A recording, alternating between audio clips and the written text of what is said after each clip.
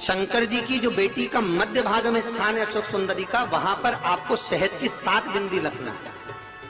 और जो ये शिवलिंग रखा है, इस शिवलिंग के तुम पीछे की ओर बैठे हो, यहाँ बैठे हो ना आप दक्षिण में, तो यहाँ बैठे हो, तो पीछे का जो शिवलिंग का भाग है इस पे आपको चंदन का लेपन करना है।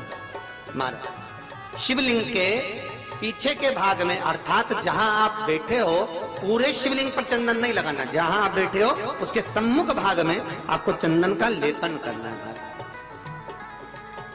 एक पीला चंदन होता है और एक लाल चंदन होता है।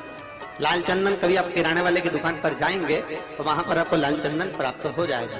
आपको जो लेपन करना है वो लाल चंदन का लेपन करना है। आपको पहले भी कथा में बताया कि शंकर भगवान को कुंकू नहीं चढ़ता, रोली नहीं चढ़ती, क्योंकि बाबा को अगर चढ़ता है तो लाल चंदन चढ़ता है। तो लाल चंदन का आप जब लेपन कर दें, लेपन करने के बाद शहद की 7 बिंदी आपको अशोक सुंदरी वाली जगह पर रखना है।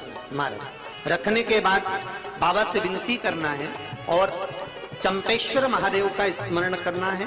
चंपेश्वर महादेव का स्मरण कर कर हाटकेश्वर महादेव का नाम लेकर बिंदी को लगाना है। लगाने के बाद उसी बिंदी को आपको एक कटोरी में, अब बिंदी कितनी लगेगी, जरा जरा सा शहद लगेगा, उसको छोटी सी कटोरी में लेकर आ जाना है।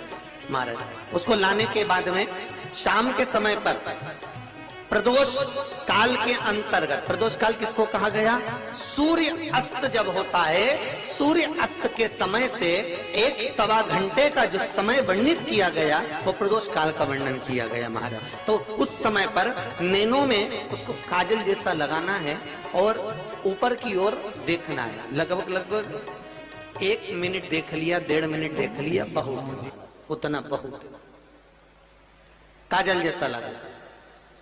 एक कटोरी में जो तुमने चंदन लगाया है उस चंदन को निकाल कर लाना है और आंखों के नीचे भाग में उसको समर्पित करना है। महाराज ये 2-3 चीजों में काम आता है। एक तो नेत्र की ज्योति बढ़ाने के लिए, जो चश्मे वाले नंबर हैं उसको उतारने के लिए। दूसरा, नेत्रों के नीचे जो कालापन आ जाता है उसको मिटाने के लिए इसका प्रयोग किया जाता है। महाराज तीसरा, इस शहद का प्रयोग नारी के जो रजो धर्म से जुड़ी हुई तकलीफें होती हैं, नारी के रजो धर्म से जुड़ी हुई जो प्रॉब्लम होती है उसमें भी ये शहद काम आता है। महाराज इस शहद का केवल प्रदोष काल के समय इसको चाट लिया जाता है तो उससे भी नारी के जो रजो धर्म से जुड़े हुए प्रॉब्लम होती है उसमें भी उसको अंतर आ जाता है। तो हाटकेश्वर महादेव और दूसरा जम के बोलिए चंपेश्वर महादेव, इसका स्मरण आपको करना है।